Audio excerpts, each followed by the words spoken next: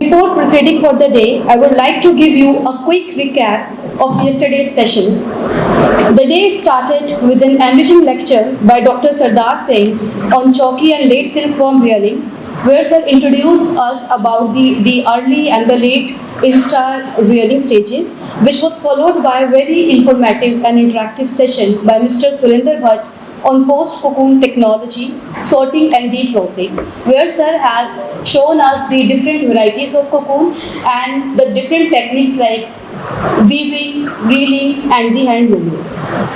And finally, the day was concluded with very interesting lecture by Professor Amit Garg on sericulture as a startup to make our next generation to this skill generation. And here, we gather again to learn other aspects of sericulture. Now, without further delay, I take the privilege to introduce our speakers of the day, Mr. Surinder Bhatt, Scientist T and in charge Silk Technical Service Center, Central Silk Technological Research Institute, Central Silk Board, Silk Path, Dehradun, and Dr. Sardar Singh,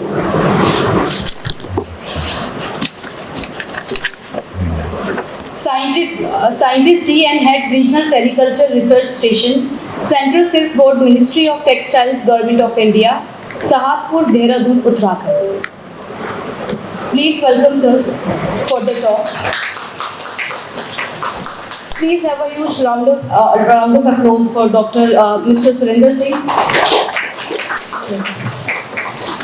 Good morning to you all, and I think there was a little bit of interest yesterday after Mr. Bhatt took the class and show you some good pieces of silk. It could have been a silky feeling, as in the initial I told that it's a very unique fiber in many aspects, and rich culture, heritage, its sheen, texture and so many other things which I could have learned better from post-cocoon scientist only. Now generally I am just being as a trainer in Central Silk Board. I wish to involve you what has been done yesterday. What we do in the first session, we started with the Millie, and I want to share this experience with you also. It's a very good. And what ma'am actually during each every training program, either it is for the scientist or for any groups for the matter, on the first day itself we formulate the groups. The entire the batch is divided into 2 or 3 groups as per the convenient. Then there is a group task given. On the last day of the program, there is a group presentation. That what the topics are divided among the groups, and they make the gist of that what has been taught and what has been discussed about, and what they have really learned. Then we award the group and individual best participant. That it is declared from the first day itself, and it becomes the training program, because in-house training program and those who are in service, it is slightly different. Cannot be like a student. So this involves each and every participant when there is something to be delivered at the later stage. So anyway, Millie is the most important lesson learned yesterday. So I would like to 1 or 2 volunteers from both the side to come up and share their views, point blank view on the topic wise. We started in the morning with the chalky rearing techniques, followed by latest silkworm rearing techniques. Then on post-cocoon aspect by engineer Surinder Bhatt, and the last one was by Professor on entrepreneurship, scope and ability in this is related to sericulture or yeah, that's a very interesting subject.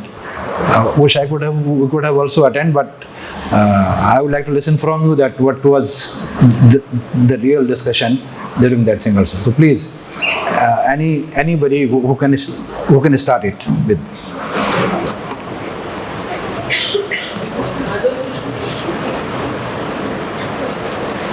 Who is the first volunteer? Yeah, let's have a clapping. Okay, come this side. Thank you. Just about how a startup can be thought of. Initially, you need to have a prototype, and then that prototype needs to be taken into next step as a seed prototype, and it needs to be that thought has to be formulated properly and consciously, and there has to be a team work for it.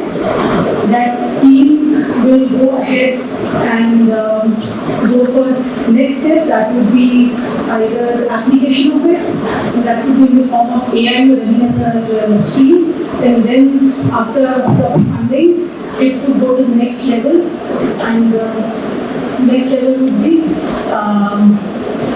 connecting it to the market. Start from the start. I will start with your lecture. So we started off with Dr. Singh speaking about chalky rearing in the morning, and he told us the importance of chalky rearing, which is primarily the rearing of the first 2 instars in the larval period. And the larval period is generally 25 days if temperature and humidity conditions are maintained appropriately. But the emphasis was primarily on the first 2 instars because they form a very important aspect. If the first 2 instars are laid carefully, that forms a productive stock for the silkworm production later on stages, and it needs more care vis-a-vis the 3rd and 4th or the late stage instars. So we were acquainted with how the temperature conditions have to be maintained, how the eggs primarily have to be in a disease-free lane, especially free of pebrine, because pebrine is transovarian and there are high chances of diseases coming by from the eggs. So we need to maintain a disease-free lane, and they are the stocks which are basically given to the farmers or anyone who wants to rear ensure that there are no diseases in primarily the eggs. The first and second stars, he also emphasized on the fact that the first star, which is generally not understood by most people, is the one that requires most of the feeding and is the one that transforms the most out of all the other molds. He also mentioned how the humidity conditions have to be maintained during molting because when the skin is being cast off, the humidity should be lower. Then in the next session, he's mentioned about the late stage silkworm rearing, where most of the things are overlapping, but you have to generally take care of slight variations as compared to the early stage stars. I'm really sorry if I missed something. I'm sure I missed a lot of things, but this is why. Okay, very good. Radhika has on the larval stages. The rearing technology that was introduced by Dr. Siddharthan sir. I will be speaking what Dr. Susrendra sir did. He told us the post-cocoon thing. So once the good cocoons were provided, how those cocoons are sorted. He told us about the different type of defects that we have in cocoons, and which affects the quality of the silk. So the sorting of the cocoons, there were different types, like there were stained cocoons, there were double cocoons, there were cocoons which were not properly formed, and of course the cocoons. So if the rearer has taken up the rearing process well, then it ends up in a good quality cocoon that replaces it. But again, he also emphasized that nothing in silk industry or nothing during the rearing process goes wasted. So even if these are defective cocoons or double cocoons, they have their own use and it's used in. So he told us the basic process of how once the cocoons are received, they are processed. So there is this declossing. He told us about, introduced us to the term denier, which is the thickness of the silk, which tells us about the quality, how a silk, the cost of a silk is estimated in the market. So while reeling, so the process of declossing, then reeling, and then we also learned, for me it was the first time when I actually came to know what is Tana and Bana. हम लोग बहुत use करते हैं, but Tana Bana was the meaning was introduced yesterday. So the quality of the silk will also tell us the texture. It will decide the texture. So that thing was emphasized, and what else? It was a very interesting and interactive lecture. So a lot of things that were there, but I think I might be missing something. Thank you. Okay. Yeah, Enough. feeding. Yeah. Feeding, that was the rearing, in the rearing part, of course, the feeding of the mulberry, the quality of mulberry that is supposed to be fed in the early instars and the late instars, that has to be taken care of. If the larvae are fed well and properly, timely, overfeeding, underfeeding, both has to be avoided. In the early instars, we need to feed the larvae with more moisture content in the leaves, while in the later stars we can have them, we can provide them older leaves which have less quantity of the same. So the quality of mulberry goes side by side. So we have to make sure that we cultivate good quality of mulberry and also provide the right type of mulberry leaves to the mulberry to the silkworms so that they produce a good product. So there are so many other things that we have learned. Probably right now these are the things that are. Sir also showed us quite nice. He told us how to differentiate. Visibly how we can see the different type of silk and the sericin content if it is more. So immediately when the yarn is read, the sericin content was 40% and it was slightly more. Coarse or let's say harder, but then it is again de-gummed and then we got that soft look, reshmi sulku type beautiful silk that we actually see in the market. So it was a really interesting talk that we Thank you very much. Okay. Then what is the number of trees required if we are conducting a chalky for 100 year plus? 6 to 7 to 9 to Anybody else? It has come. You said 12. And what is 9? Any other number? 6. Like from starting on the last one when the second mold is out, means that the chalky is over. Yeah, so it's okay, it's in between. The last day will be 12, right? The last day will be 12. So total 12 trays will be required if you wish to conduct chalky rearing for 100 year plus. Right?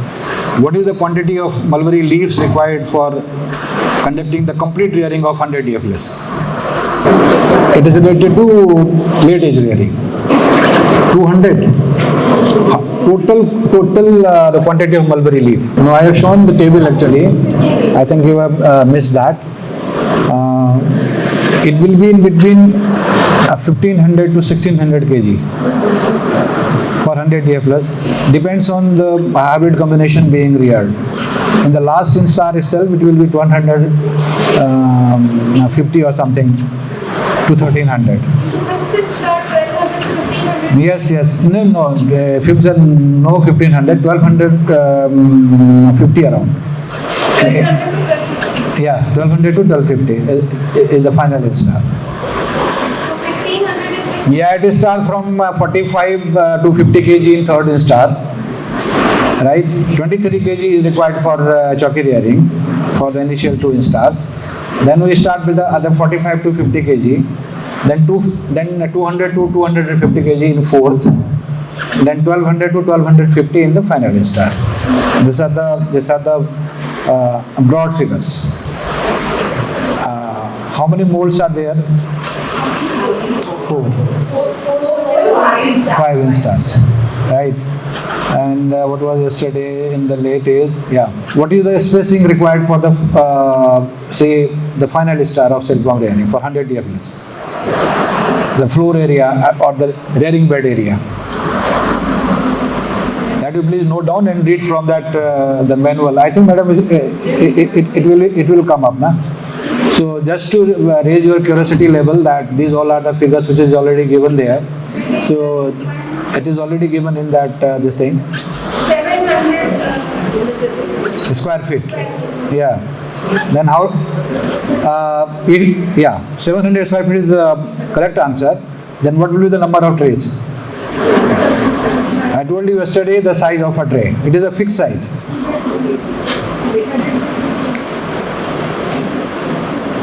3 by 2, 6, 116 around. Yeah. Okay, thank you, very good. And it's a good involvement. And one feedback was given yesterday, very interesting, about the Resha Mandi. Yeah, it is a startup and doing well in southern India. And once I got opportunity to listen that CEO, Mr. Tiwari, he is a very young chap. They are involved in the cocoon marketing. They are providing the doorstep facility and has done really well. And there are so many other issues, as I told you yesterday, that at all level there is a chance to involve as the economic activity. Namaskar, good morning.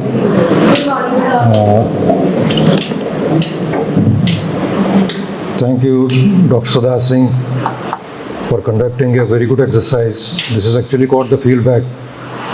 We will not have any chance to hear from you afterwards. And I think this is a process which all of you, since you are the faculties, you should conduct first in your class the next day. Because with this, we come to know that what you have learned and how much of the involvement is there. Maybe something has gone wrong also, so that can be rectified. It's very much necessary. But before I start my proceedings, कुछ यहाँ पर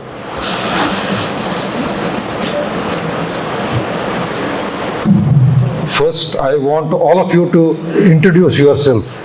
Because I should also come to know, we should come to know that from which college you are actually. हमने किनको lecture दिया था, so that तो वो तो that is वो first thing होने चाहिए, ठीक है? You know me, but I don't know कि कौन कौन आए थे, ठीक है? मैं हाँ शुरू कर नहीं आज तो आप जागे ही रहेंगे. I'm Dr. Jyotsna Singh. I'm from Dolathram College, North Campus, Delhi. Very good. Dr. Meenakshi Thakur, Dolathram College. Dr. Kanchan Shrivastava, Atmaram Saradatham College. Okay. Sir, I'm Dr. Mamta Pandey from Medical College. I'm Sabur Mehta from Randall College. Dr. Radhika Bharat from Bhaji College University. Okay. Sir, Dr. Divya Viraj from Delhi. Hello, good morning. Dr. Raman Gyadi from Dr. Manisha, Dr. Nita from Delhi.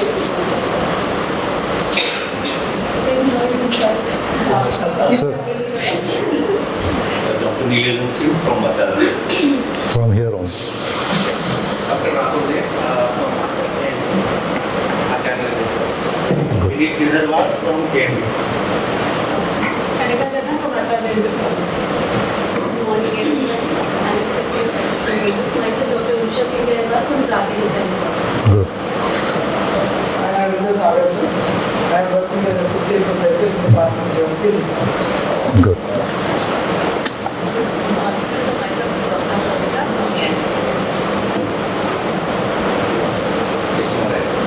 Ma'am, you can introduce yourself. Yeah, I'm Dr. Sushma Bharat, and I'm from the Department of Science. Here only.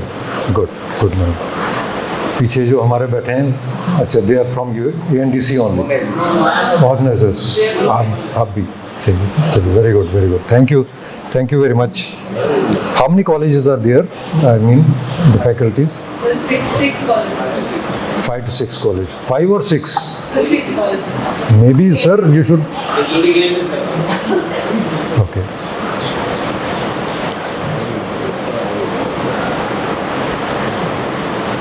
So, continuing with my yesterday's proceedings,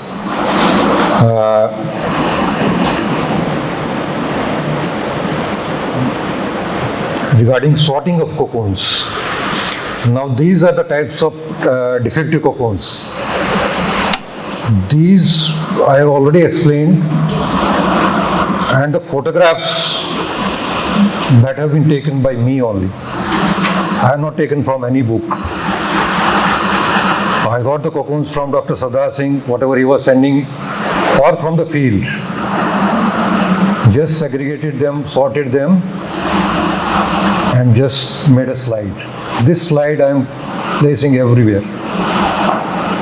So these are the stained cocoons. So what is the cause of stain? Fecal matter. Very good. And another cause is there. If the cocoon melts from inside because of some disease, larva, if the pupation is not formed, if the pupation is not complete, larva में ही उसको कुछ बीमारी वगैरह लगी अंदर से, वो तो कोकोन भी इतना पूरा अच्छा नहीं बनाएगा, लेकिन बीच में हो गया. And if it is crushed, suppose we take the cocoons to the cocoon markets, तो उसको मिसहैंडलिंग हो गई, तो it can be crushed also because it is live.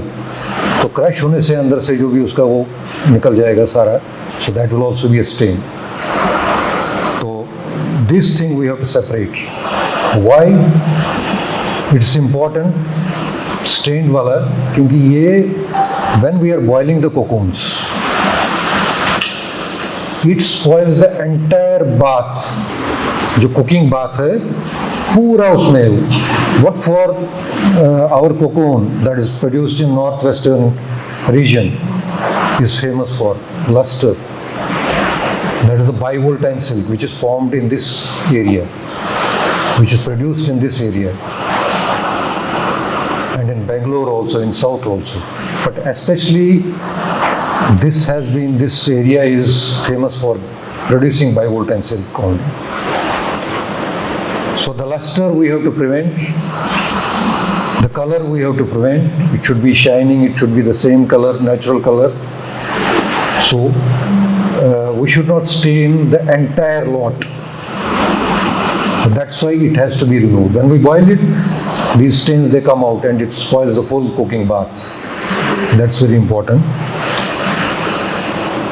Now this is the portion, what I am telling you, it has, the stain has come from inside to outside. Here it is very difficult to reel the cocoons, because in this portion the silk filament, it has gone so weak, and it's very difficult to extract that silk from this area. So that's why we have to segregate it, we have to sort it out initially. Otherwise it will be a problematic thing for a reeler, because it will cause fatigue in him if the cocoons are cut again and again. That's why it has to be sorted out initially. This one, this is the external stain. I was talking to you about the mountages, what are being used. What type of mountages we are using? The natural mountages also. I mean, the eucalyptus leaf, paddy straw, सरसों का वो गुच्छे बनाते हैं जो भी होते हैं.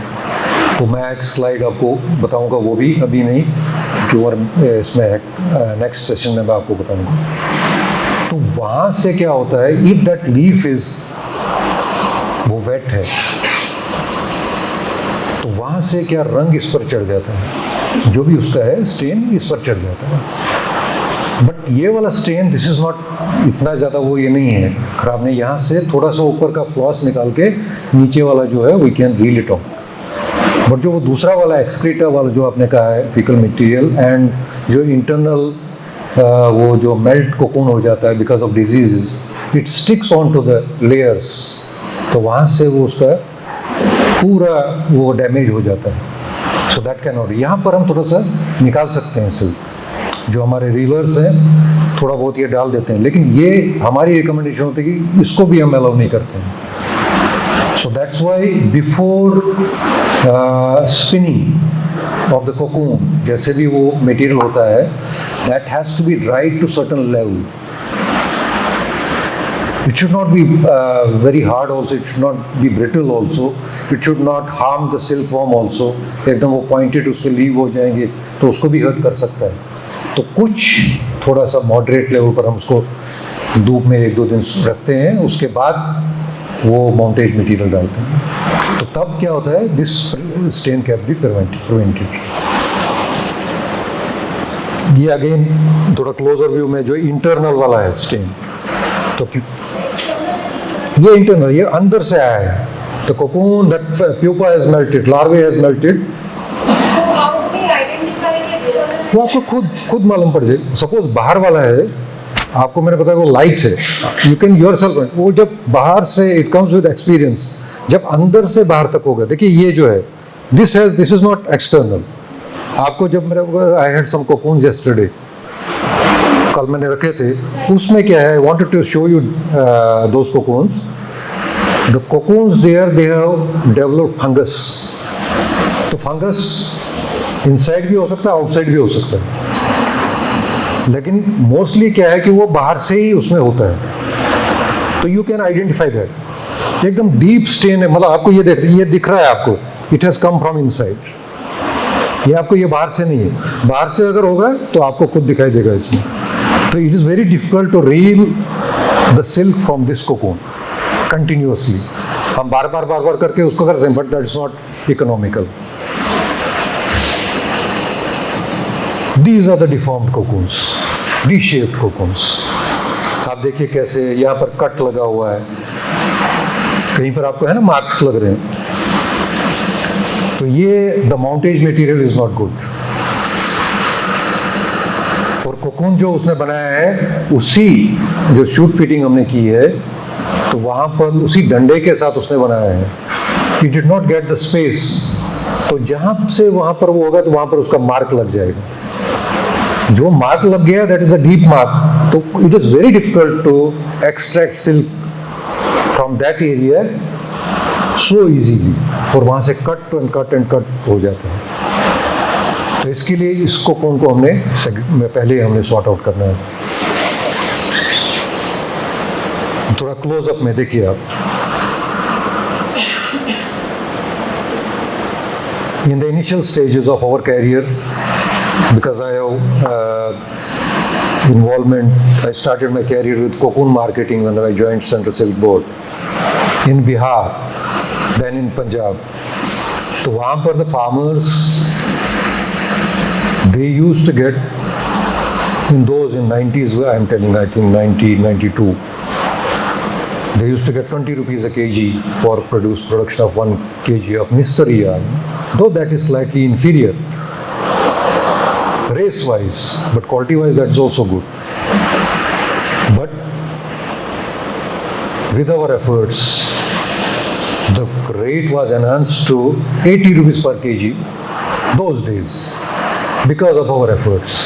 And we used to do marketing there during nights also. When Dr. Sadar Singh and, as I told already, we joined our service together in Central Silk Board, almost.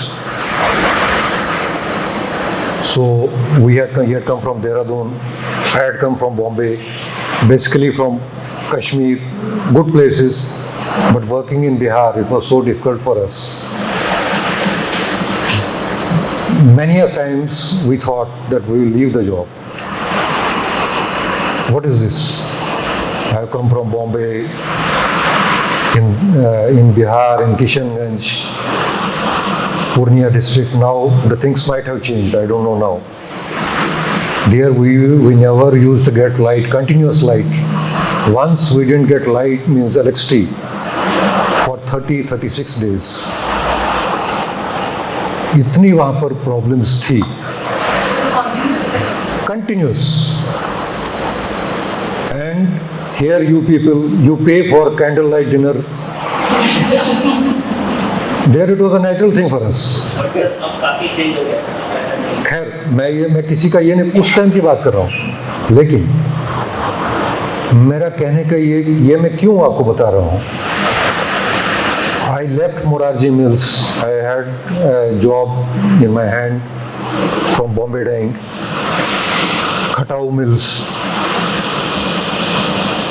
But I joined this Central Silk Board कि एक ही मेरा ये था, I will work in my own state because there was a post for my level available there in Rajbagh silk factory, तो उसके कारण मैंने वहाँ पर जॉब किया, ज्वाइन कर लिया। But then many times we thought कि ये भी ये कर रहे थे कि भाई क्या व्हाट इज दिस, इतनी डिफ़िकल्टीज़ में, लेकिन एक ही चीज़ ने हमें जो आज तक जो भी हम आज पहुँचे हैं, that is the poverty what we have seen there, which our children उन्होंने भी थोड़ा बहुत देखा है। So that is a good thing. So we thought no we will work for them. तो रात को हमने एक बार, इट्स एन इंटरेस्टिंग इवेंट, मैं किसी के अगेंस्ट नहीं हूँ, किसी स्टेट के अगेंस्ट, लेकिन क्या डिफ़िकल्टीज़ हैं और क्या हमने समय देखा है। मार्केटिंग हम करते थे, cocoon marketing in during nights under the, वो लालटेन होता था ना, उसी को जला के रात को 1 बजे तक, because the farmers used to come with their produce, कितनी मेहनत करके। लेकिन हमारा ये एफर्ट होता था, हमने उसी दिन, उसी चाहे कुछ भी हो जाए, we have to sell it out. और उनको उधर बिठा के खाना वाना खिला के, इतने गरीब तबके, but that area was there. तो जब हम गाड़ी लेके जाते थे फील्ड में, गांव में, तो वहाँ के बच्चे उसमें आ जाते, but it was a new thing for them. तो वो एक इंस्पिरेशन थी हमारे लिए, नहीं यार हम तो ठीक है जो भी कुछ है, we will stick to this job. तो वहाँ से हमने वो लाइफ हमने स्टार्ट किया है। तो मार्केटिंग हम लास्ट में करते थे, तो वहाँ पर ये दुख होता था यार इनको रेट नहीं मिल रहा है। देन विद दीज एफर्ट्स, इसमें ये करना है आपको, ये करना है, ये करना है, ये करना, दे गॉट दैट। हमने ऑप्शन मेथड स्टार्ट कर लिया and they got benefited out of that. तो रात को एक बार 1 बज गए थे, तो doctor Singh is also laughing. तो मैंने कहा भाई ठीक है, अब क्या करें, वी वर सेटिस्फाइड, चलो जी सबका हो गया, मार्केट जो भी उनको पैसा वैसा दिए। रात को ही उनको बिठाया भी हमने, जितने भी फार्मर्स आए थे और फार फ्लंग एरिया से आए हुए थे। तो देन ठीक है जी, उन्होंने तो पहले कर लिया था, बट हम दोनों ने कुछ खाना वाना कुछ नहीं खाया था, we were never worried. Then we went एक थोड़ा 1 किलोमीटर आगे जाके एक ढाबे में, तो उसको उठाया, भाई क्या है, उसने हो हाँ सर है, चना है। हमने कहा ठीक है यार चना ही दे दो, और नो इलेक्ट्रिसिटी इज देयर। उसने बेचारे ने अपना कुछ वो मोमबत्ती वगैरह जलाई एंड ही गेव अस 2 डोनेज। चलो कोई बात नहीं, वो जो होते हैं। तो उसमें जब ये खाया, डॉक्टर साहब भी खा रहे हैं, तो मैंने जब खाया तो मुंह में जब मैंने ले लिया, आई फेल्ट समथिंग डिफरेंट। तो मैंने जब बाहर निकाला ऐसे किया, तो there was cockroach in it. सो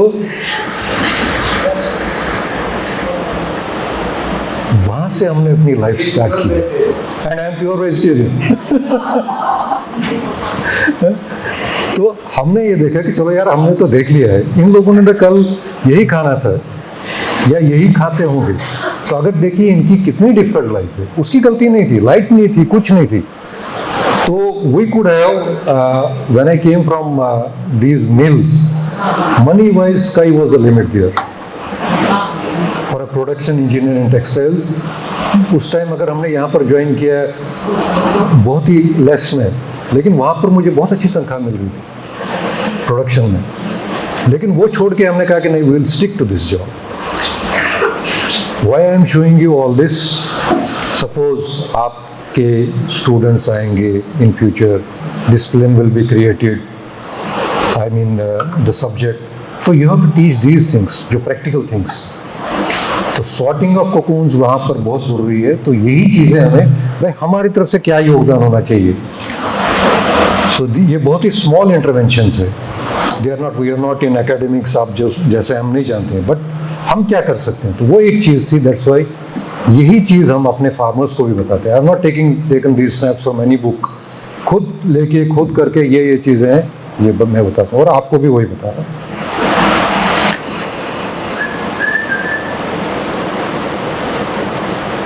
ये देखिए, द कोकून विल लुक बहुत अच्छा है, इसमें तो कोई प्रॉब्लम नहीं है, बट यू सी जो बीच में उसका ये है, तो वहाँ से वो सिल्क निकालना बहुत मुश्किल है। It should be in the form of 8, but it should not be, कहीं से बीच में प्रेस नहीं हुआ होना चाहिए। कहीं से कुछ नहीं होना चाहिए। तो द फार्मर्स जो वहाँ चिल्लाते थे कि सर हमने अंडे जैसा कोकून बनाया, हमने इतना ये किया, क्यों सर हमें ये नहीं मिल रहा है। So it took us time, लेकिन आस्ता आस्ता करके हम लेवल पर फिर वो बोले। Then the purchasers in the cocoon markets, the quality of influx of cocoon was good in the markets. और जो परचेजर्स होते हैं वो देखते थे नहीं, ये सेंट्रल सिल्क बोर्ड के जो अडॉप्टेड विलेजेस हैं, जो अडॉप्टेड फार्मर्स है, वो कौन कौन है, because they were having the assurance the quality of cocoons will be good. So that is the impact, छोटी intervention. That's why I am stressing more on this. इन्होंने मुझे सब्जेक्ट भी ये रखा है सॉर्टिंग वॉटिंग का, तो ज़्यादा ये ज़रूरी है। जब आपका रॉ मटेरियल अच्छा है, your quality of final product will also be good.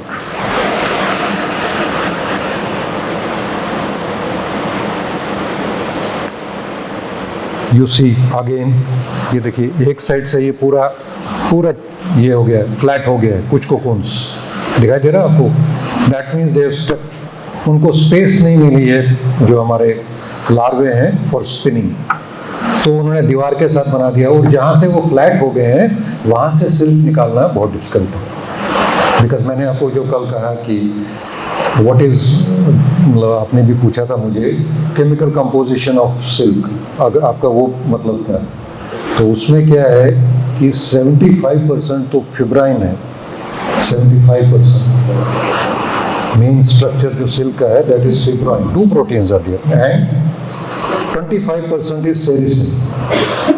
आप उस 25% जो आपने मुझे पूछा था, 25% में से कितना रखना है, it depends on the final product, कैसे आपको वहाँ पर कौन सा प्रोडक्ट उसमें बनाना है, उतना वो सिर्फ 40% भी निकाल आउट ऑफ दैट 25%। एक्चुअली देखा जाए तो sericin content there it is from 17 to 23% only. Out of that वो देखते हैं बाद में कि कितना उसमें से वो हमें डिगम करना है। जनरली जब हम बहुत ही हमें सॉफ्ट चाहिए तो बाद में हम सारा उसमें निकाल देते हैं आफ्टर वीविंग। आई थिंक आपका पॉइंट जो आज मैं और रिपीट कर रहा हूँ, तो chemical composition 75% is the fibroin and almost 23% is sericin, 1.5% are fats and waxes. ठीक है, तो फिर आपने पूछा था कि उसमें क्या कितना निकाल सकते हैं, उसमें डिपेंड करता है उस पार्टी का। Suppose I will tell you, I started my career in Bihar. जो वीविंग का सेक्टर था, जो रीलिंग का सेक्टर था, closer to it was Malda, West Bengal.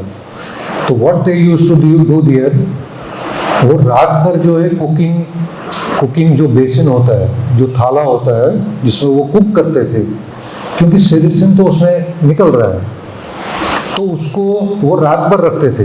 तो दूसरे दिन जब आते थे, we used to stand there for weeks together. तो वहाँ से हमने सीखा है। तो दूसरे दिन जब मुझे आते थे तो वो देखते थे यार इसमें स्मेल आती है, इसको फेंकते क्यों नहीं हुआ।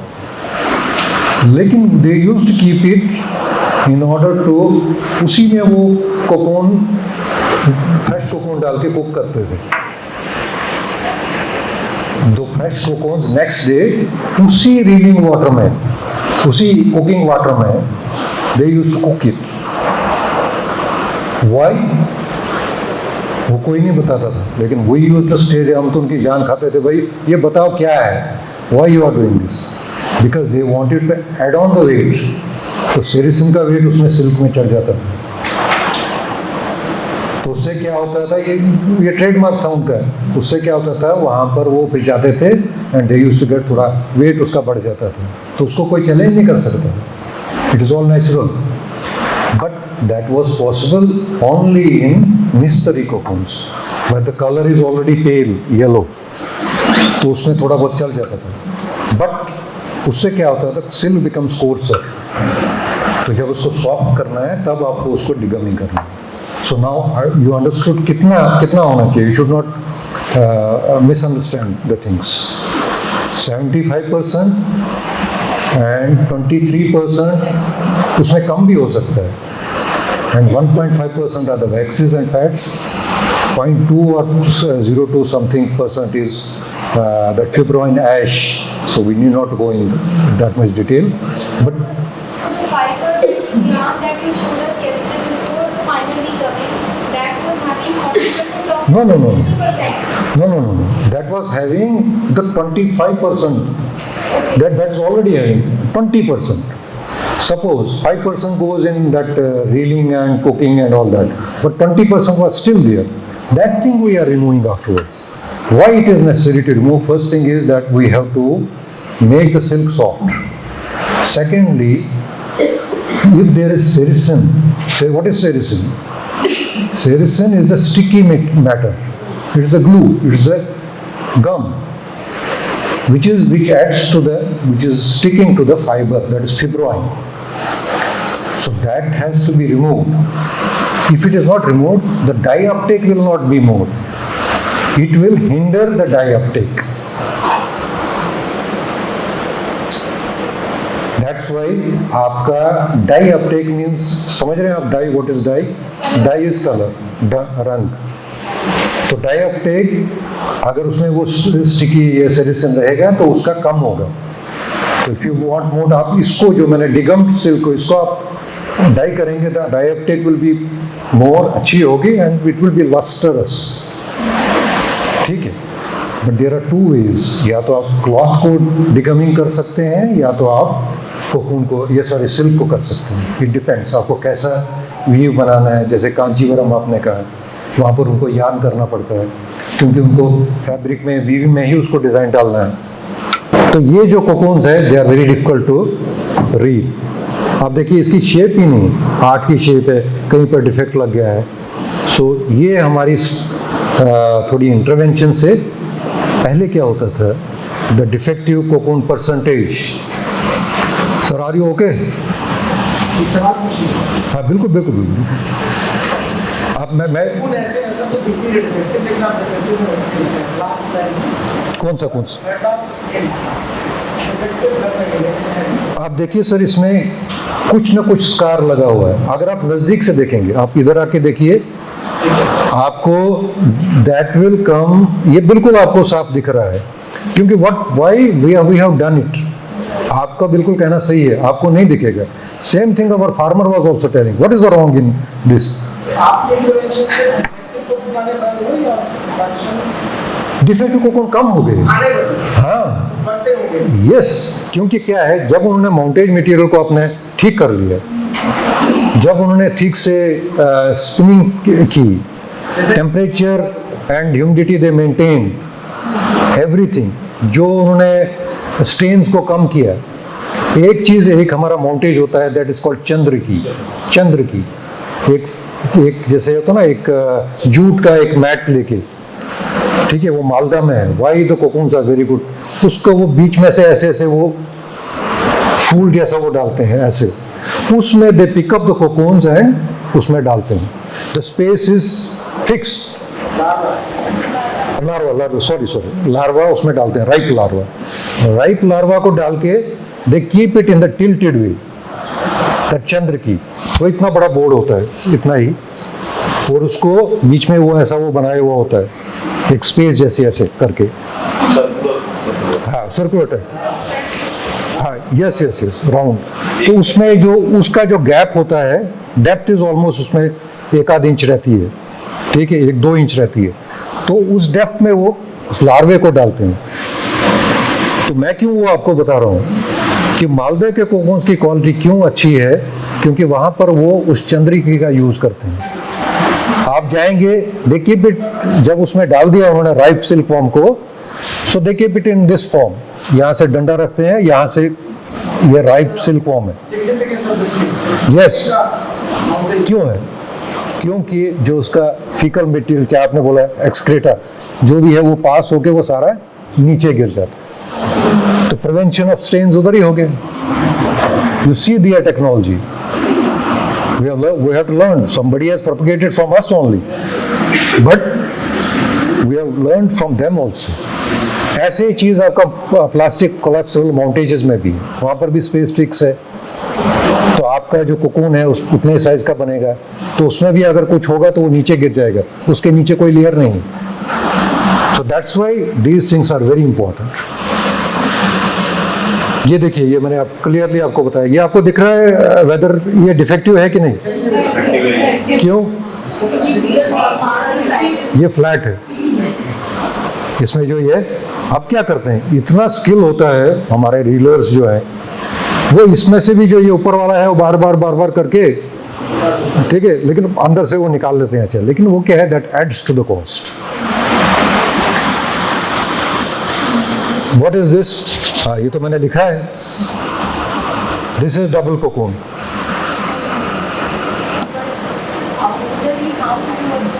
बिगर साइज, आप देखिए बिगर साइज है, राउंड है, इसमें 2 कीड़े हैं। तो ये क्या है कि उसको जगह नहीं मिली है, तो उन्होंने एक ही उसको कोकून बना दिया। तो दैट इज द एंटेंगलमेंट, उनका जो सिल्क हो रहा है, जो उन्होंने फेंका है, it's very difficult to bring it that.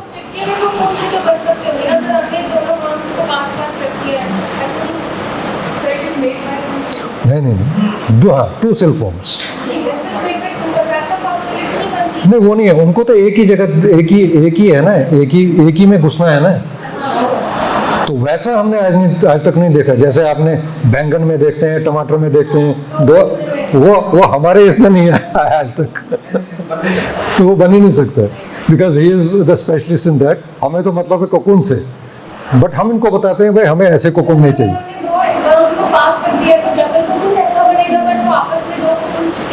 नहीं,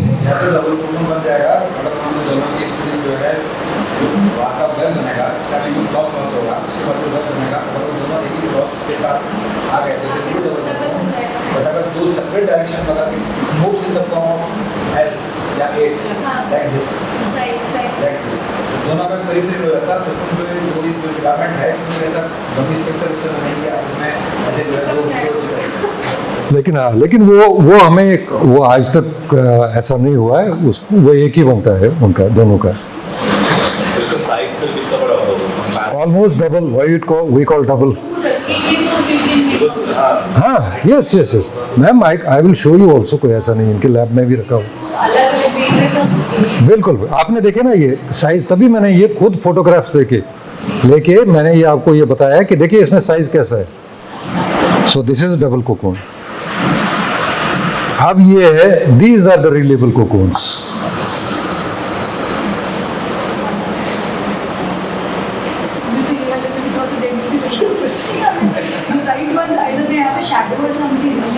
ये शैडो है, बट क्या आपको ये ठीक लग रहे हैं?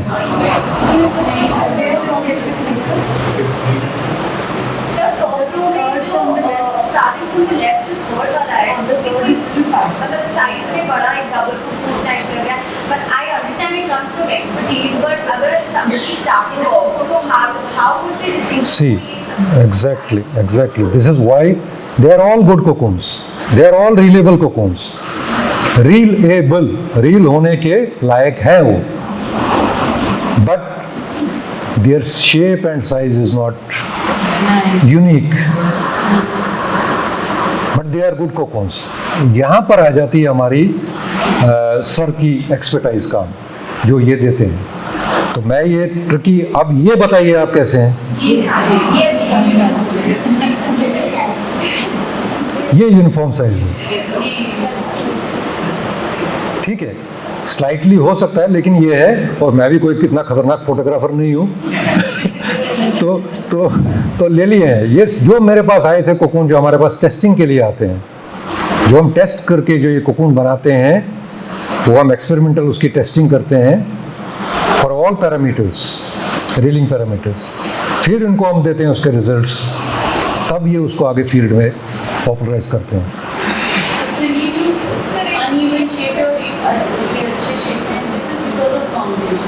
हाँ, बिल्कुल। माउंटेज इज द मेन थिंग, जो डिफॉर्म्ड वहाँ पर बनते हैं। और ये जो गुड कोकून्स में, जो मैंने प्रीवियस स्लाइड जो मैंने आपको बताई थी, ये वाली, ये तो गुड कोकून्स हैं, लेकिन ये रेस डिपेंड करती है, डिपेंड्स ऑन रेस। तो ये मिक्सचर ऑफ रेस क्या हो गया है जब वो कोकून बनाते हैं, because that is not my subject. तो ये that's why we have to keep, इसको सेल्फिंग बोलते हैं, शेल्फिंग बोल समथिंग इट्स कॉल्ड, डॉक्टर साहब बताएंगे। तो ये चीज़ हमें देखना है, जब हम जो DFLs देते हैं वहाँ पर वो DFLs एक ही रेस के होने चाहिए। जैसे there are different types of races, we have here ruling hybrid, जो यहाँ पर उसमें बहुत अच्छा कोकून उसका बनता है, जो पूरा 8 की शेप में, ओवल शेप में बनता है, NV4D2 into SH6 और इट्स रेसिप्रोकल। तो वो कोकून में उसमें रिलेबिलिटी भी अच्छी है, उसका शेप अलग होता है, उसका आर्ट इस शेप में होता है। दूसरे हमारे CSR रेसेस होते हैं, उनमें भी थोड़ा ओवल टाइप का होता है, उसमें कुछ होते हैं कि जिसमें स्लाइड आर्ट का ये होता है। तो ये क्या है, ये अगर हमें एक ही शेप एंड साइज के कोकून हमें नहीं मिले, so it creates a problem in reeling. That's why it is important. कल मैंने आपको एक्सप्लेन किया है, I think it must have been easy for you to understand today. ठीक है, नाउ दिस इज द, ये एप्रोवेट है जो यहाँ पर ये छोटा सा ये घूम रहा है, इस पर ये टेस्टिंग हो रही है जो हम आज ये करेंगे। तो यही लोग देवर में टीम, यही लोग कोकून टेस्टिंग करते हैं ऑन एप्रोवेटर। देखते हैं उसमें average filament length, non breakable filament length and average denier, which is very important for a reeler to know. उसी हिसाब से है ये एप्रोवेट पर हम how we can find out the average filament length. Average filament length, एक cocoon का कितना फिलामेंट लेंथ है, वो 700 मीटर है, 500 मीटर है, 800 मीटर है। And non breakable filament length, non breakable means अगर वो शुरू से लेके एंड तक ब्रेक ही नहीं हुआ तो उसमें breakable length and filament length are same. अगर उसमें दो ब्रेक्स आ गई तो फिर हम फाइंड आउट करते हैं। I will tell you how to find out that. ठीक है, आई विल टेल यू वो कैसे हम तो वो हमारे इससे हम ये पता करते हैं, जैसे ये लोग कर रहे हैं। Now unreliable inner layer, that is called the pelade layer.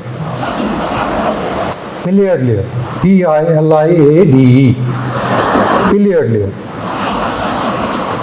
मैंने इनर लेयर, क्योंकि आपको तो समझ आएगा पिलियर, तो बाकी तो हमारे जो रहते हैं उनको तो नहीं आएगा। इनर लेयर जो कोकून को हम रील करते हैं, बाद में जो बच जाता है लास्ट में जो लेयर होती है, ये लेयर भी मान लीजिए हमें अगर, गोरा साहब आप सुन रहे हैं? सुन रहा हूँ आपकी बात। हैं?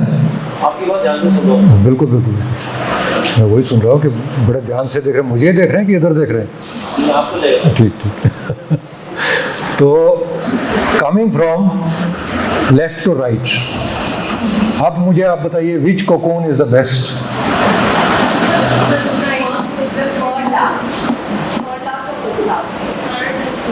Why?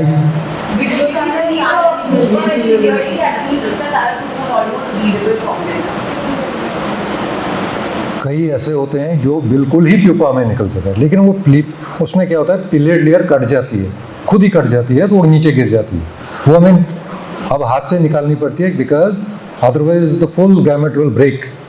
वो रील ही, वो जो धागा है वो कट जाता है। तो ये सारे कोकून है जो लास्ट में हमें बच जाते हैं प्यूपा, तो इस फॉर्म तक। तो आप देखिए इसमें still the silk is there which could have been extracted, लेकिन ये नहीं हुआ extract because of the many factors. एक तो ये है कि इसमें अंदर कुछ होगा, जो मैंने आपको बताया, स्टेन वगैरह तो नहीं होगा, लेकिन कोई कारण ऐसा है कि जिससे वो नहीं निकला है। एक कारण ये हो सकता है द सीजन स्पेसिफिक। मान लीजिए आपका मानसून में ये अगर कोकून बना है तो इनर लेयर निकालनी थोड़ी सी डिफिकल्ट हो जाती है।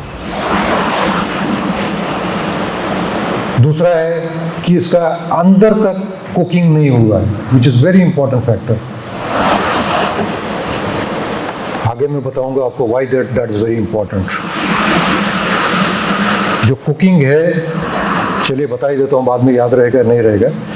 द कोकून को कैसे हम उसको सिल्क निकालते हैं, टेल मी सबा। कोकून को कैसे हम कोकून में से सिल्क निकालते हैं? After boiling, exactly. तो बॉईल करने के बाद ही हम उसको निकाल सकते हैं। What is boiling?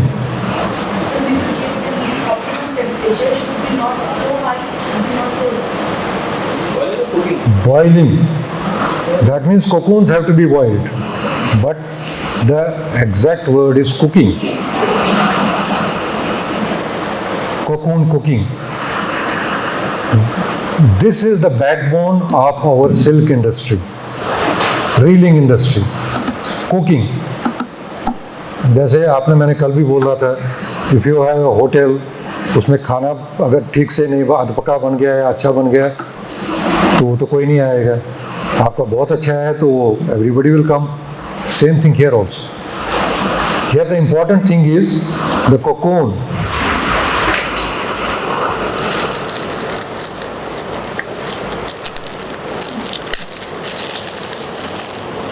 कल वाले कोकून नहीं थे आप? नहीं, उसमें फंगस था। हाँ, ये मैं बोल रहा था। This thing we have to avoid. तो ये जो कोकून है, इसको हमने करना है, we have to cook it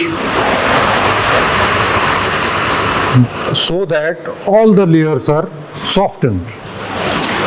all the layers कैसे सॉफ्टन हो जाएंगे? अंदर तक कैसे पानी जाएगा? कैसे वैक्यूम होगा?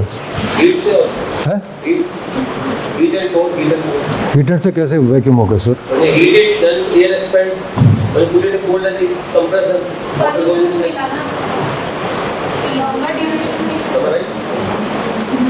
सोक करते सर उसमें ओवरनाइट।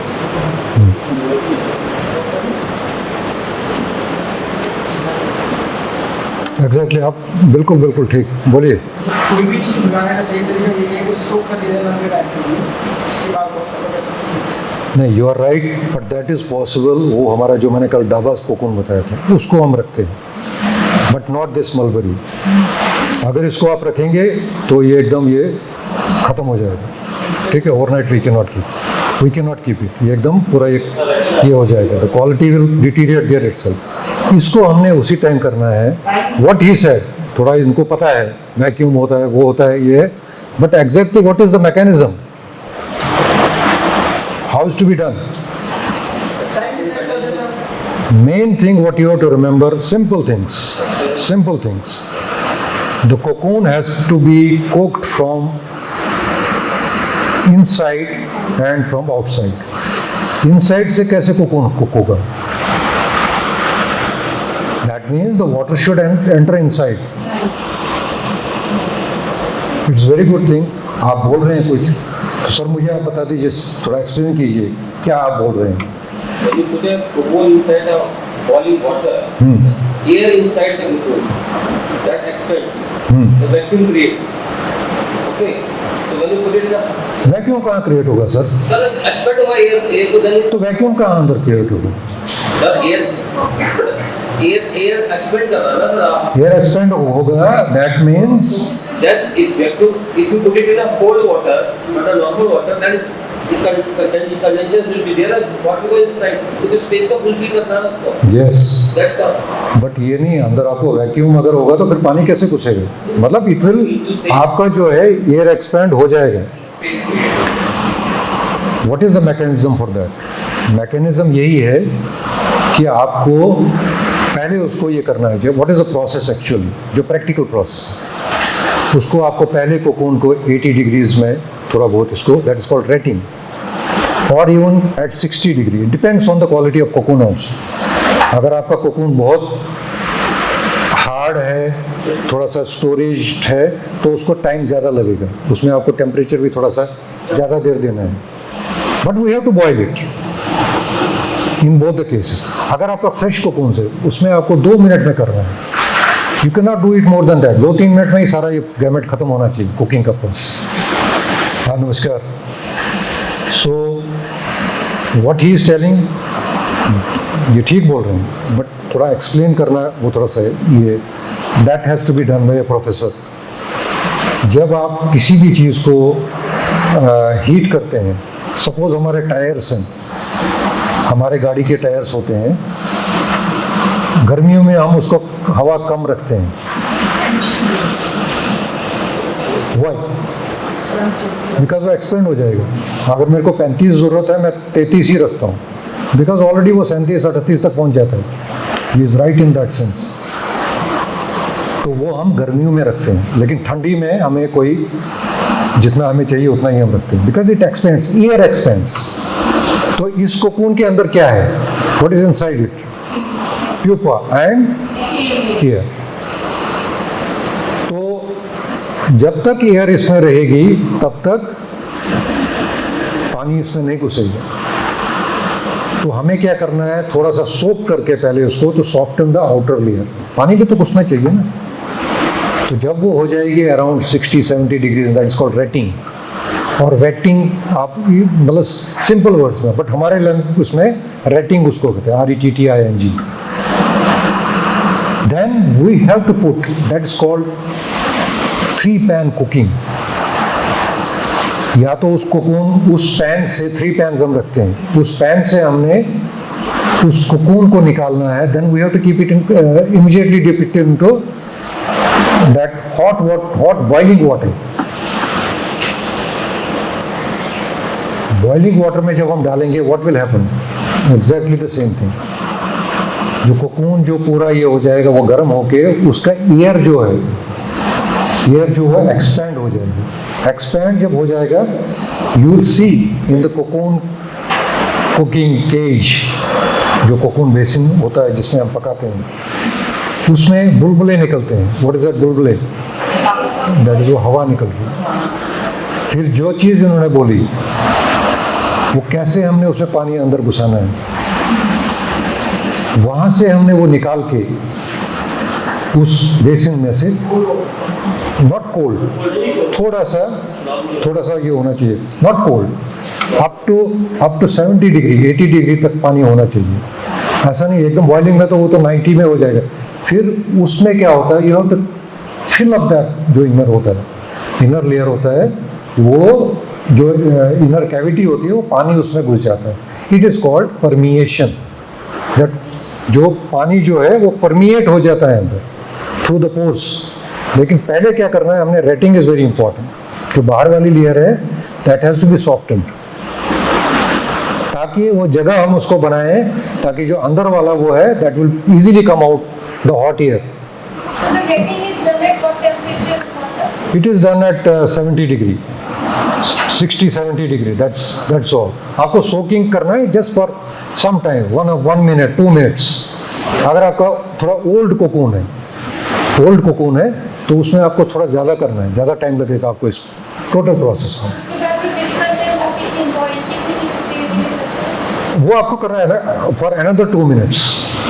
एंड मैं आपको क्यों नहीं वो एग्जैक्टली वो आपको किताबी चीज़ें बता रहा हूँ. It depends on the quality of cocoon.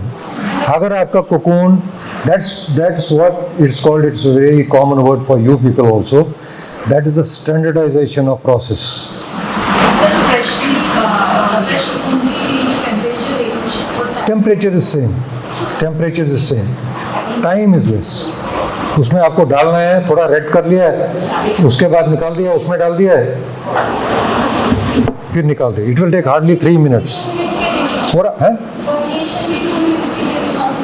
हाँ, इट डिपेंड्स, 1 minute 2 minute. हाँ यस, 70 to 80 डिग्री. आपको वो मैं मतलब वो जो है मटेरियल आपको मिल भी जाएगा. That's not, but don't rely on that can be वो हमारे किताबी हिसाब से. लेकिन जो हम करते हैं, अब एक और चीज़ है इसमें, जो फार्मर्स जो हमारे रीलर्स होते हैं, दे डोंट, हम उनके पास 3 बेसिन नहीं होते हैं, तो वो क्या करते हैं, उसी बेसिन में उसको बॉयल भी करते हैं, उसी में ठंडा पानी डालते हैं, they maintain. There comes the skill. तो जब आपको इसके अंदर कोकून फिल अप हो जाता है, तो यू विल फाइंड आउट कि भाई पानी इसमें घुस गया है, that boiling water has entered into. तो वहाँ से वो कोकून जो इनर लेयर भी जो है वो कुक हो गई. एंड वो वो आपको कैसे मालूम पड़ जाता है कि भाई ये कोकून हमारा पूरा हो गया है कि नहीं, कुक हो गया है नहीं हो गया है? उसका एक ट्रांसल्यूसेंट कलर आता है, ठीक है, लेकिन आपको उसको बर्स्ट भी नहीं होना चाहिए, it should not burst also because of the long duration, बहुत ही ज़्यादा टेम्परेचर, तो उसको that is controlled by hot and cold water. लेकिन हमारा एम है the cocoon has to be cooked from both sides. तो जो आपका ये रीज़न है, ये स्लाइड में इसलिए दिखा रहा हूँ कि ये कोकून है, यहाँ पर पूरी तरह से वो अंदर से कुक नहीं हुआ है। Got it? पूरा सा नहीं, परमिशन देन वो एक दूसरा प्रोसेस है।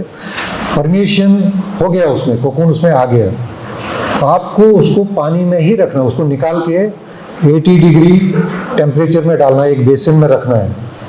That boiled cocoons you have to take it to the reeling machine. नहीं तो क्या होता है, कुछ हमारे जो रीलर्स हैं वो ऐसे उसको उठा के ऐसे निचोड़ के उस बेसिन में डालते हैं, which is a wrong procedure. हमारे को एम है पानी उसके अंदर भी रहना चाहिए, ये चीज़ आपको कोई नहीं, this is very, nobody will tell you. नहीं, नथिंग, इट इज, आपको उसी टाइम करना है ना। आपको 1 घंटा 2 घंटा तक रख सकते हैं, उसके बाद क्या है उसकी क्वालिटी। मैं आपको क्यों बोल रहा हूँ, सपोज हम कोई टेस्टिंग लॉट हमारे पास आता है, हमने 4 बजे लॉट डाल दिया, 3 बजे लॉट डाल दिए, लाइट ही चली गई हमारे ऑफिस में, अगर हम उसको रात भर रखेंगे तो खत्म, इट विल नॉट, वो वहाँ से क्या है बहुत ब्रेकेजेस आ जाएंगे। लेकिन अगर लाइट नहीं आ गई तो हम विदिन 2 घंटे के अंदर हम फिर ऑफिस आते हैं, जिस टाइम एक आदमी को रखते हैं, अगर लाइट आ जाएगी तो हमें तुरंत ये करना है, we have to read it. Generally क्या होता है 15-20 मिनट तक ही आपको वो रखना पड़ता है उसमें, तो उसको वो रील कर लेता है। एंड एक रीलर को, when you set up a reeling industry, आपको देखना है कि जो एक ओन इंडस्ट्री लगाता है खुद के अपने पैसे से, तो उसको ये देखना कि मुझे प्रॉफिट भी होना चाहिए। ही सीज वो पूरा प्रोसेस पैरामीटर्स जो जिसमें हम लोग हेल्प करते हैं। बॉयलर कितनी देर चलाना है, बॉयलर ये नहीं है कि रात शाम को 5 बजे तक आप उसमें लकड़ी डालते रहो। कोकून आपको कितने बजे तक कुक करना है, ताकि 5 बजे तो छुट्टी भी होनी है ना। तो ये नहीं हमने 4:30 बजे और कोकून डाल दिया तो फिर लेट हो गया। Then what happens in that, जो हमारे वर्क फोर्स होते हैं उनको भी फैटिक हो जाता है, वो भी जल्दी जल्दी इसको करते हैं ख़त्म। उनको क्या है, उनको वेट बढ़ाना है, nothing else, but the quality of silk produced is deteriorated, वो इम्पेयर हो जाती है। तो मैंने क्यों बताया कि जैसे कुछ हमारे गवर्नमेंट के फैक्ट्रीज लगी होती है, तो मैंने सुना है किसी मेरे से 40 साल पुरानी बहुत वहाँ पर राजबाग सिल्क फैक्ट्री में, तो they used to tell us, sir हम तो लास्ट में कोकून को एकदम फाड़ देते थे क्योंकि हमें तो घर जाना होता है। तो ये बताना नहीं चाहिए, but we tell this thing. एक एंटरप्रेन्योर को कल डॉक्टर गर्ग ने, अमित गर्ग हैं, तो उन्होंने आपको बताया होगा, these things one has to take care for a startup. ये जब हमारी भी एक रिफ्रेशर्स कोर्स होती रहती है हर साल, even at this age also, अभी 1-2 साल से बंद हो गया आफ्टर कोरोना, हमारे को भी फील्ड में ले जाते हैं। तो वहाँ पर एक हमारा जो एक रीलर था, वो सेटअप दिस इंडस्ट्री, तो मुझे कहता था, सर, मैंने कहा भाई कितना प्रोड्यूस करता है एक सॉरी आपका टाइम तो नहीं हो रहा है, are you finding it interesting और हाँ जी,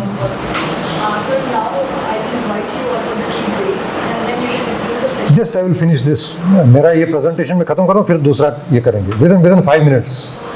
तो वहाँ पर मैंने जब हम जाते थे, why I am sharing you with this experience, I asked that person, भाई how much silk they are producing, He told me, sir, per basin एक आदमी मुझे 1 किलो बनाता। मैंने कहा भाई वही दूसरे तो 1 किलो 200 भी बनाते हैं एक बेसिन में। But his answer was no sir, मुझे 1 ही किलो चाहिए। ना तो मुझे 800 ग्राम चाहिए एक बेसिन में दिन में, ना तो मुझे 1 किलो 200। अगर ये किसी ने मुझे ज़्यादा प्रोडक्शन दे दी उसको भी मैं पैसे काटता हूँ, जिसने कम दे दी उसको भी पैसे काटता हूँ। You see this is the entrepreneurship quality. Because यही चीज़ है, अगर उसने ज़्यादा बना दिया that means he has wasted the cocoons. कम अगर कोकून सिल्क बनाया that means he is lethargic.